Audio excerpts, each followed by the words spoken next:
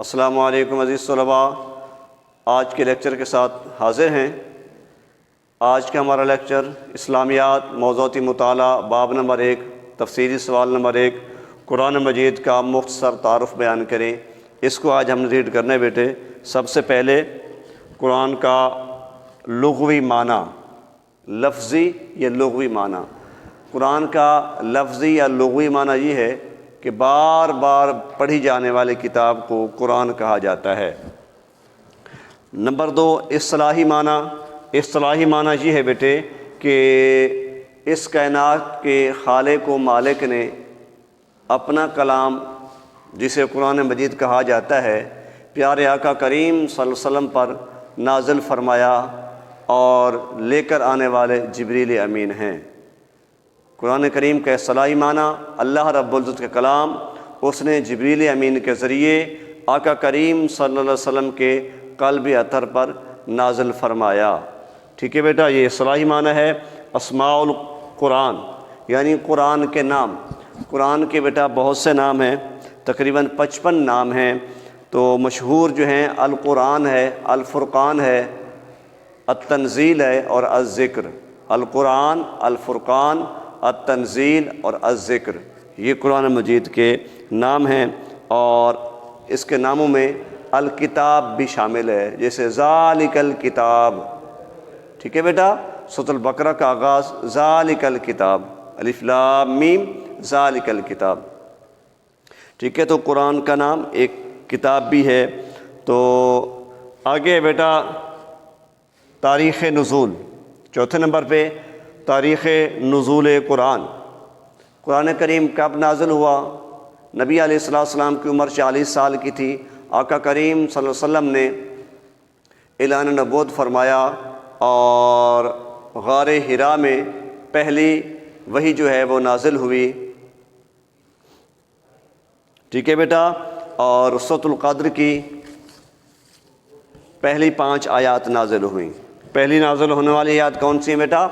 پہلی سب سے پہلے نازل ہونے والی آیات سورۃ العلق کی پہلی 5 آیات۔ اقرأ بسم ربک الذی خلق، خلق الانسان من علق، اقرأ وربک الاکرم الذی علم بالقلم، علم الانسان ما لم یعلم۔ قرآن کریم کا تدریجی نزول۔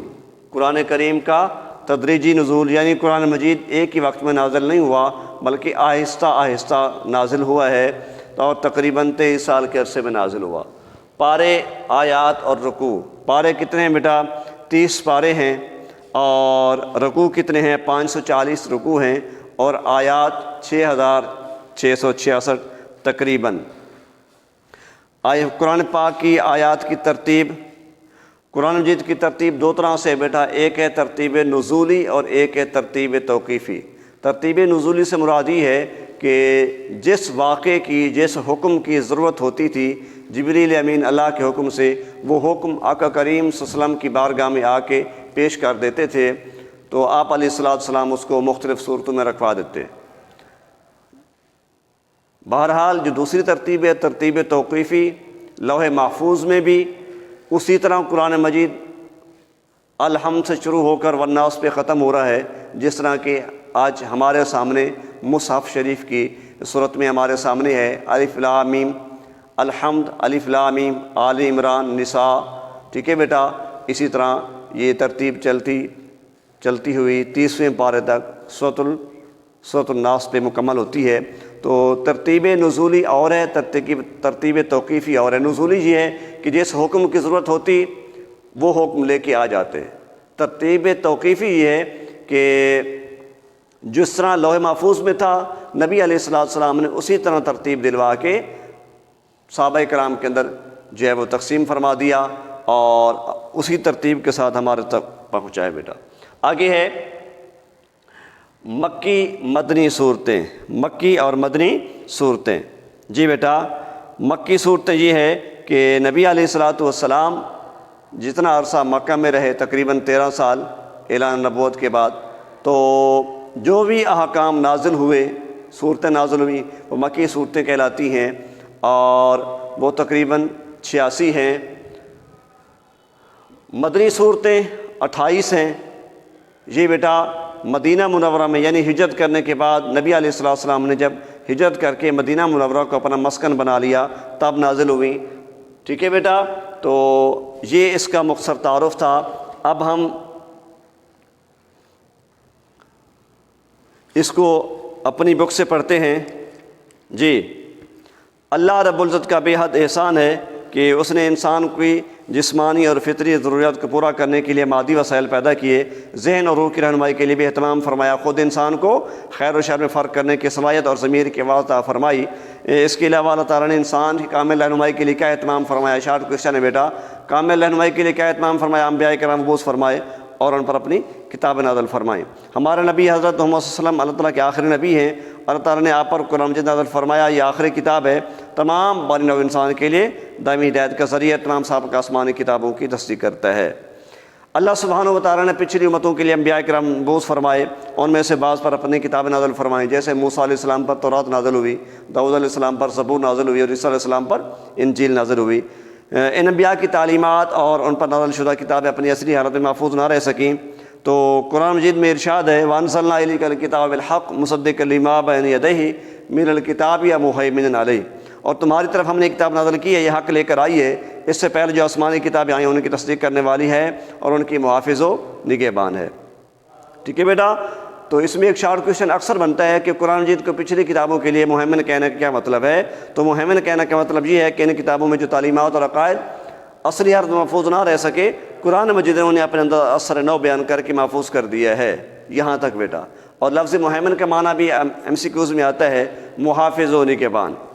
ٹھیک ہے بیٹا، یہی وجہ ہے کہ قرآن پاک کی تعلیمات پر پورے اطمینان سے ہر زمانے میں عمل کیا جا سکتا ہے۔ قرآن کریم انسان زندگی کے کن پہلوؤں کے متعلق رہنمائی کرتا ہے؟ یہ بیٹا ہیڈنگ بنے گی، تو جواب اس کا ہوگا کہ قرآن کریم انسان زندگی کے تمام پہلوؤں کے متعلق رہنمائی کرتا ہے۔ اس میں انسانی زندگی کی حقیقت، خیر و شر، حلال و حرام، تعلیمات، اخلاقی تعلیمات، غیر زندگی کے ہر پہلو کے متعلق رہنمائی موجود ہے۔ اس میں انسان کے آخرت کی زندگی کے متعلق بھی تفصیلی معلومات ہیں اور اس زندگی کی اہمیت کو نہایت پر تاثیر انداز میں بیان کیا گیا، یعنی بڑے دلچسپ انداز میں جو بھی پڑھتا ہے وہ جہنم سے پناہ مانگتا ہے اور جنت کی خواہش رکھتا ہے کہ باری تعالیٰ جنت سے عطا فرما اور جہنم سے آزادی عطا فرما۔ قرآن پاک انسان کی انفرادی زندگی، اس کے اجتماعی معاشرتی فرائض، اس کے معاشی اقتصادی امور کے متعلق بنیادی ہدایات، سیاسی اور بین الاقوامی معاملات اور اخلاقی رویوں کے متعلق جامع تعلیمات پیش کرتا ہے۔ غرض قرآن کریم انسان زندگی کے تمام پہلوؤں کے بارے میں ضروری معلومات اور رہنمائی کا خزینہ ہے۔ اس میں وہ تمام باتیں وضاحت سے بتا دی گئیں جن کا جاننا انسان کے لیے ضروری ہے، جن کے جاننے کا انسان کے پاس کوئی دوسرا ذریعہ نہیں ہے۔ ٹھیک ہے بیٹا، تو یہ ہمارا ٹاپک ہے، اور آخر میں آپ نے یہ تینوں باتیں لکھ دینی ہیں کہ حفاظت قرآن کے 3 ادوار ہیں۔ یہ بھی تعارف میں شامل ہے بیٹا، اگرچہ ہمارا حفاظت قرآن کا سوال الگ سے ہے، لیکن تعارف میں یہ بات آئے گی کہ عہد نبی میں حفاظت قرآن اور عہد صدیقی میں حفاظت قرآن، عہد عثمانی میں حفاظت قرآن، یہ صرف اتنا بیٹا لکھ دیں گے۔ اور اس طرح ہمارا آج کا لیکچر مکمل ہوا۔ اس کے بیٹا جو شارٹ کوشچن ہیں وہ انشاءاللہ میں اگلے لیکچر میں آپ کو حل کرواؤں گا۔ اس لیکچر میں اگر کوئی بات آپ کو سمجھ نہیں آئی تو میرا ٹیکسٹ میسج کے ذریعے، کال کے ذریعے رابطہ کریں، ہم آپ کی رہنمائی کے لیے حاضر ہیں۔ ہوم ورک کرنا نہ بھولیں۔ اللہ ہم سب کا حامی و ناصر ہو۔ السلام علیکم۔